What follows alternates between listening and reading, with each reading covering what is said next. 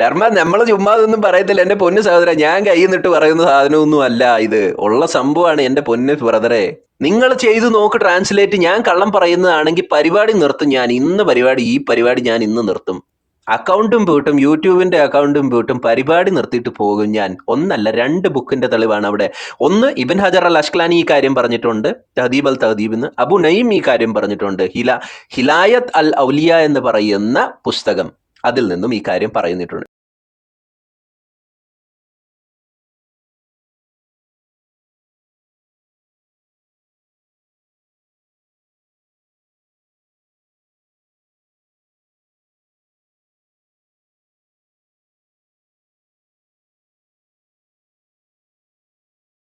ഇസ്ലാമിനകത്ത് വിവാഹബന്ധം എന്നുള്ള ഒരു കാര്യമില്ല. ഒരു മുസ്ലിമിന് അവൻ്റെ സ്വന്തം ഭാര്യയെ വേറെ ഒരു മുസ്ലിമിന് റെന്റിന് കൊടുക്കാം. അവൻ്റെ സ്വന്തം ഭാര്യയെ അവന് കൂട്ടുകാരന്, ഗസ്റ്റിന് അവന് വിലക്ക് റെന്റിന് കൊടുക്കാം. ആർക്ക് വേണമെങ്കിലും കൊടുക്കാം, എത്ര ദിവസത്തിന് വേണമെങ്കിലും കൊടുക്കാം.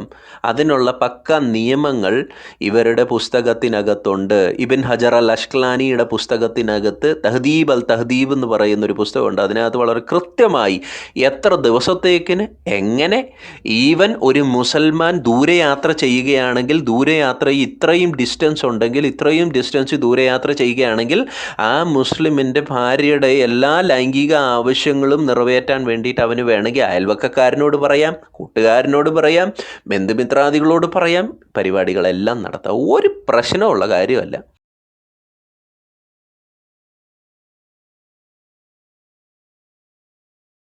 ഇസ്ലാമിനകത്ത് ഒരു മുസ്ലിമിന് തൻ്റെ ഭാര്യയെ വേറെ ഒരു അയൽവക്കക്കാരന് റെന്റിന് കൊടുക്കാം, കൂട്ടുകാരന് റെന്റിന് കൊടുക്കാം. പൈസ കിട്ടിയില്ലെങ്കിലും കുഴപ്പമൊന്നുമില്ല. വരുന്ന ഗസ്റ്റ് ആണെങ്കിൽ, ഗസ്റ്റ് എത്രയും നാളും വീട്ടിൽ താമസിക്കുന്നു അത്രയും നാളും അവന്, ഈ ഗസ്റ്റിന് അവൻ്റെ ഭാര്യയെ കൊടുക്കാം. പുസ്തകത്തിൻ്റെ പേര് ഒന്നുകൂടെ പറയാം. ഇബിൻ ഹജർ അൽ അഷ്കലാനി, ഇവരുടെ ഒരു വലിയൊരു പണ്ഡിതനാണ് ഇബിൻ ഹജർ അൽ അഷ്കലാനി.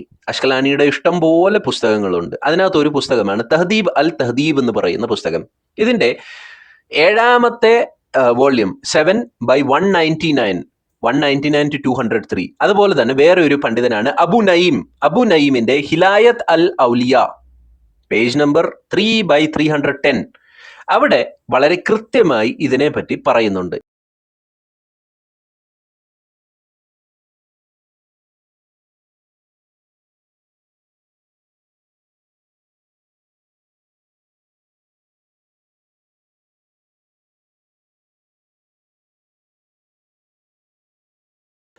ഇബിൻ ഹജർ അൽ അഷ്കലാനി, ഇവരുടെ ഒരു വലിയൊരു പണ്ഡിതനാണ് ഇബിൻ ഹജർ അൽ അഷ്കലാനി.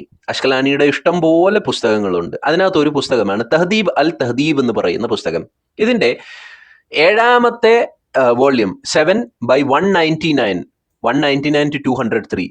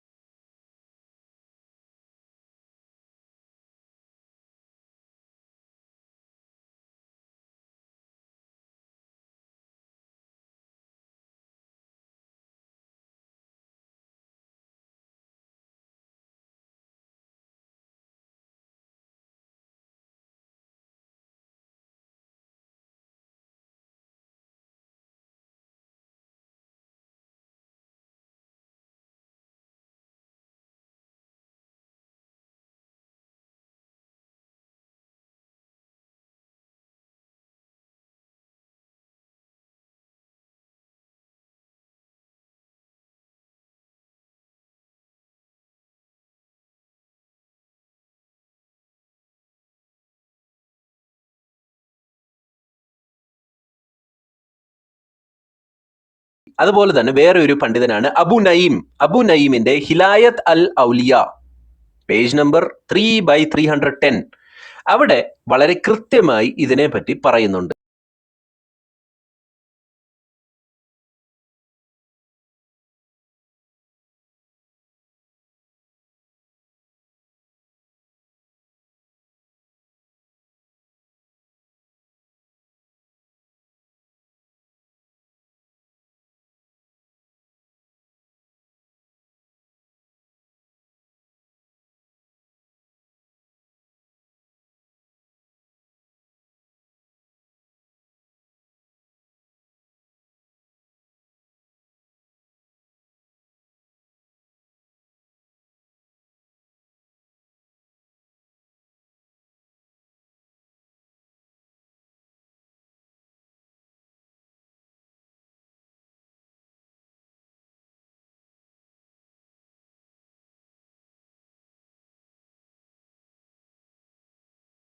ഇസ്ലാം ഇത്രയും മ്ലേച്ഛതയെ പഠിപ്പിക്കുകയും പ്രവർത്തിപ്പിക്കുകയും ചെയ്യുന്ന വിശ്വാസം. നമ്മളിത് ഇത്രയും നാളായിട്ട് പറയാൻ തുടങ്ങിയല്ലോ, ഏതെങ്കിലും മുസ്ലിം വന്നിട്ട് എതിർത്ത് പറഞ്ഞിട്ടുണ്ടോ? അച്ഛൻ കുഞ്ചൻ കേട്ടിട്ടുണ്ട് ഈ റൂമിനകത്ത് ഏതെങ്കിലും ഒരു മുസൽമാൻ കയറി വന്നിട്ട് അയ്യോ ഇസ്ലാമിനകത്ത് സ്ത്രീകൾ ഭാര്യമാരെ റെന്റിന് കൊടുക്കാനൊന്നും അനുവാദമില്ലെന്ന് എപ്പോഴെങ്കിലും ഒരു മുസൽമാൻ വന്നിട്ട് അതിനെതിരെ അഭിപ്രായം പറയുന്നത് കേട്ടിട്ടുണ്ടോ? തെളിവ് വെച്ചിട്ട് ഇന്ന് വരെ കേട്ടിട്ടില്ല. ഇന്ന് വരെ ഞാൻ കുറെ നാളായില്ലേ ഇത് പറയാൻ തുടങ്ങിയിട്ട്. നമ്മളല്ലേ ഇത് ഇവിടെ ആദ്യമായിട്ട് എടുത്തത്? അച്ഛൻ കുഞ്ച, നമ്മളല്ലേ ഇത് ആദ്യമായിട്ട് ഈ റൂമിനകത്ത് എടുത്തത്? നമ്മളല്ലയോ ഇത്? ഇതിനു മുൻപേ ഇത് കേട്ടിട്ടുണ്ടോ? ഇല്ല, ഇതുവരെ കേട്ടിട്ടില്ല. ഇവിടെ അന്ന് പറയുമ്പോഴാണ് നമ്മൾ കേൾക്കുന്നത്. നേരത്തെ പറഞ്ഞത് ആരും ഇതുവരെ വന്ന അതല്ല എന്ന് തെളിയിക്കാൻ വന്നിട്ടില്ല. ഇപ്പൊ നജീബ് വരുമായിരിക്കും. അതിന്റെ കാരണം ഇത് ഇസ്ലാമില് ഭാര്യമാരെ എന്താ പറയുന്ന റെന്റിന് കൊടുക്കുക മാത്രമല്ല, റെന്റിന് കിട്ടുന്നവന്മാരല്ലേ ഇവന്മാരൊക്കെ. അപ്പൊ അത് തടസ്സം ഉണ്ടാകണമെന്ന് വെച്ചായിരിക്കും കയറി ഒന്നും പറയാത്തത്. എന്റെ കുറിയച്ചാൽ നമ്മൾ ഇത് ഈ റൂമിനകത്ത് പറയാൻ തുടങ്ങിയിട്ട് കാലം കുറയായി. ഇത് വേറെ ആരും എടുത്തിട്ടില്ല. നിങ്ങൾ എവിടെങ്കിലും വേറെ ഏതെങ്കിലും മലയാളത്തിലുള്ള ഏതെങ്കിലും റെഫറൻസുകളിൽ അല്ലെങ്കിൽ വീഡിയോസിൽ നിങ്ങൾ ഇത് കേട്ടിട്ടേ ഇല്ലായിരിക്കും. ഞാൻ ഇതുവരെ കേട്ടിട്ടില്ല.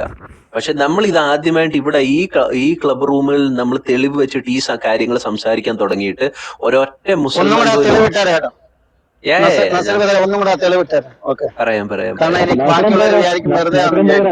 ഞാൻ പറയുന്നത് മേജർ ആയിട്ടുള്ള അപ്പോളജിസ്റ്റുകൾ ഇതിനെപ്പറ്റി സംസാരിക്കണം.